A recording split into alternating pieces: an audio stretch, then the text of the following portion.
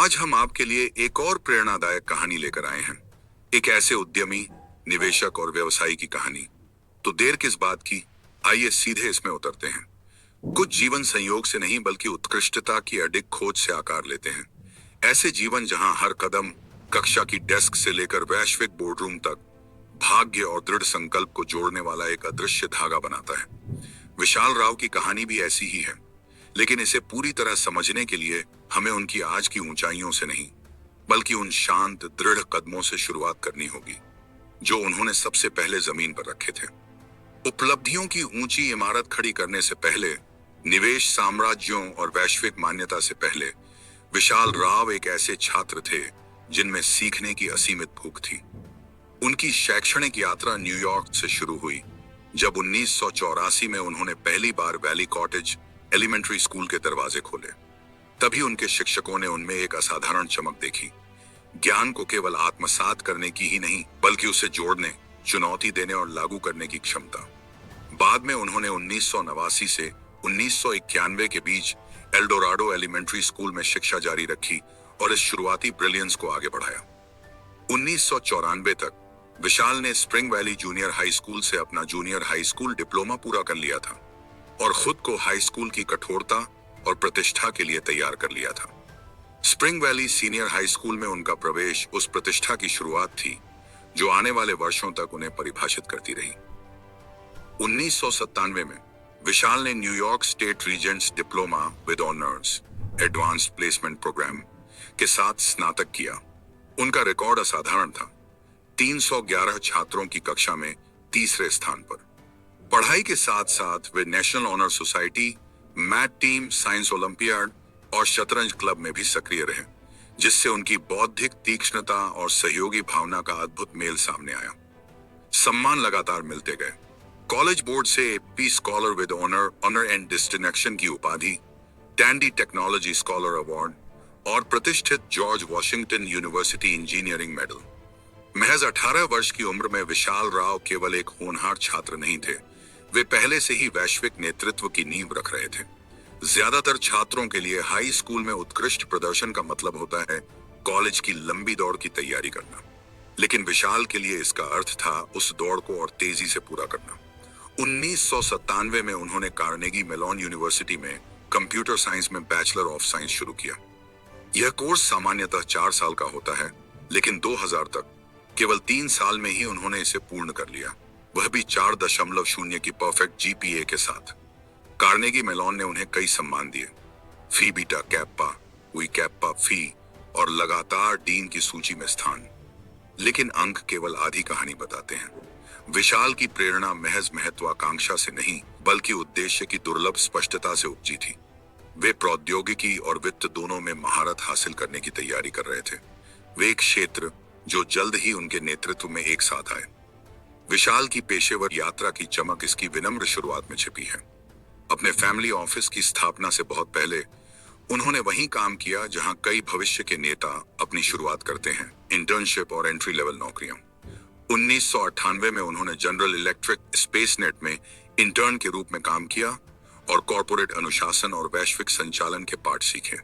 अगले वर्ष 1999 में उन्होंने मेरिल लिंच में काम किया और वित्त की जटिल मशीनरी की झलक देखी।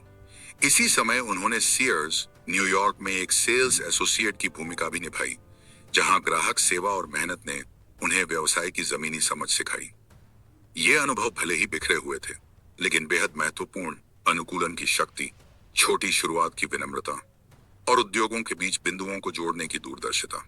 2004 तक विशाल कैम्ब्रिज, मैसाचुसेट्स स्थित एंडेका टेक्नोलॉजीज में सीनियर सॉफ्टवेयर इंजीनियर के रूप में काम कर रहे थे।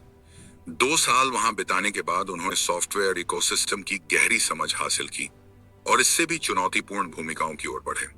इसके बाद उन्होंने एंड टू एंड कॉमर्स में काम किया, जहां उन्होंने ई कॉमर्स समाधान में अपनी धार को और तेज किया। फिर प्लेसस्टर इंक में सीनियर सॉफ्टवेयर इंजीनियर के रूप में उन्होंने नवाचारपूर्ण रियल एस्टेट सॉफ्टवेयर प्लेटफॉर्म बनाने में योगदान दिया। अगला कदम था अटीवियो, जहां वे प्रिंसिपल सॉफ्टवेयर इंजीनियर बने। उनका कार्यकाल वहां बेहद महत्वपूर्ण साबित हुआ। उनके विचार और डिजाइन केवल कोड नहीं थे, वे रणनीतिक ढांचे थे जो उत्पाद विकास को दिशा दे रहे थे। इसके बाद सर्विस नाउ में senior staff software development engineer के रूप में उन्होंने दुनिया की सबसे तेजी से बढ़ती एंटरप्राइज क्लाउड कंपनियों में से एक में योगदान दिया। सॉफ्टवेयर आर्किटेक्चर का उनका ज्ञान और भविष्य की तकनीकी बदलावों का पूर्वानुमान लगाने की क्षमता ने उन्हें एक नेता और नवोन्मेषक के रूप में पहचान दिलाई। हालांकि कॉर्पोरेट सीढ़ी स्थिरता प्रदान कर रही थी, विशाल राव कुछ बड़ा चाहते थे। एक ऐसा मंच जहां वे अपनी तकनीकी विशेषज्ञता को वित्तीय दृष्टिकोण से जोड़ सकें। यह परिवर्तन 2017 में जीवंत हुआ, जब उन्होंने the family office of Vishal Rao Sons की स्थापना की।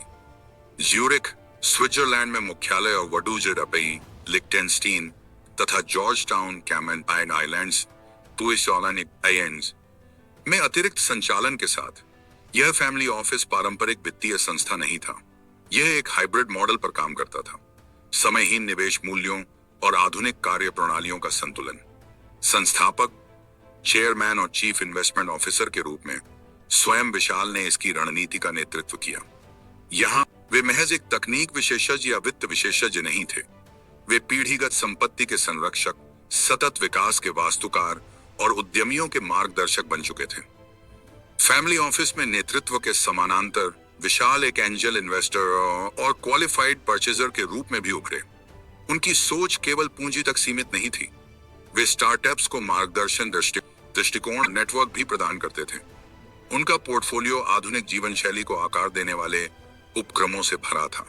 एप्स, कम्युनिटी प्लेटफॉर्म और समाधान जो मानव जुड़ाव को बेहतर बनाते थे। एक उल्लेखनीय उदाहरण था एडोर, एक कैटेगरी लीडर जो उनकी इस धारणा का प्रतीक था कि उद्देश्यपूर्ण ढंग से परंपराओं को बदलने वाली कंपनियों का समर्थन किया जाना चाहिए।